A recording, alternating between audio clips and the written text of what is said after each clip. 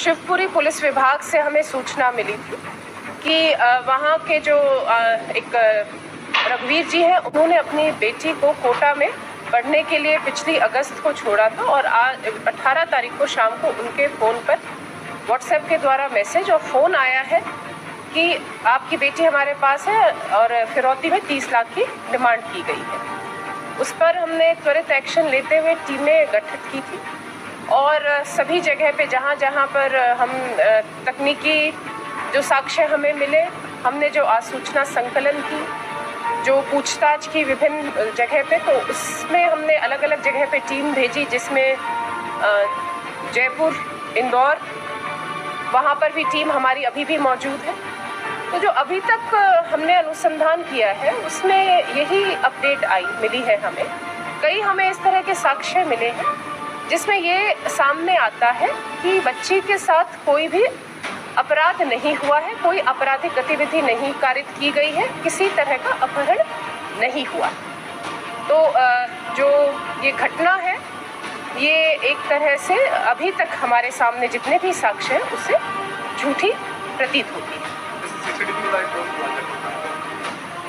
जो सीसीटीवी मिला है, जो चल रहा है मीडिया पर, मैं उसकी पुष्टि नहीं करती हूँ, किंतु ये बात ज़रूर है कि वो जैसे पिछली अगस्त को 3 अगस्त को जो बच्ची है अपनी माँ के साथ यहाँ पर आई थी कोचिंग इंस्टीट्यूट में अपने को एनरोल कराने के लिए। माता जी उसकी वापस शिवपुरी उसी दिन चली गई थी और वहाँ यहीं पर एक जो हॉस्टल है वहाँ पर वो रुकी थी 3 दिन, 3, 4, 5 को। उसके पश्चात वो वापस इंदौर चली गई। तभी से वो इंदौर ही, कोटा में वो बच्ची नहीं रही है। जो अभी तक बात सामने आई है, ये जो बच्ची है उसके साथ वो 2 दोस्त हैं।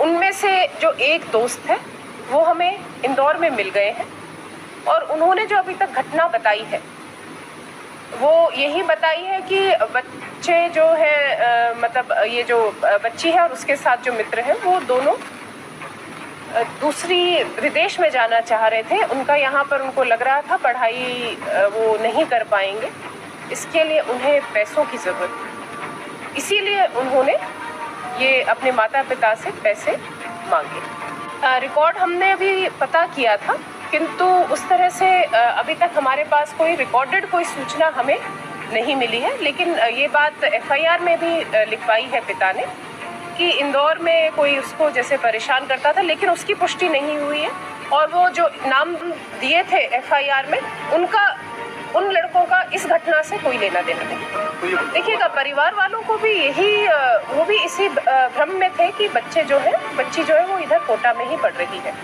तो मेरा आप सभी लोगों के माध्यम से अगर मेरी आवाज़ उन बच्चों तक पहुंच रही है, जो एक बच्ची और उसके साथ जो साथ में दोस्त है, कि हम भी परेशान हो रहे हैं, परिवार वाले भी बहुत परेशान हो रहे हैं और आप सकुशल हैं, इस चीज़ की हमें बहुत एक रिलीफ है।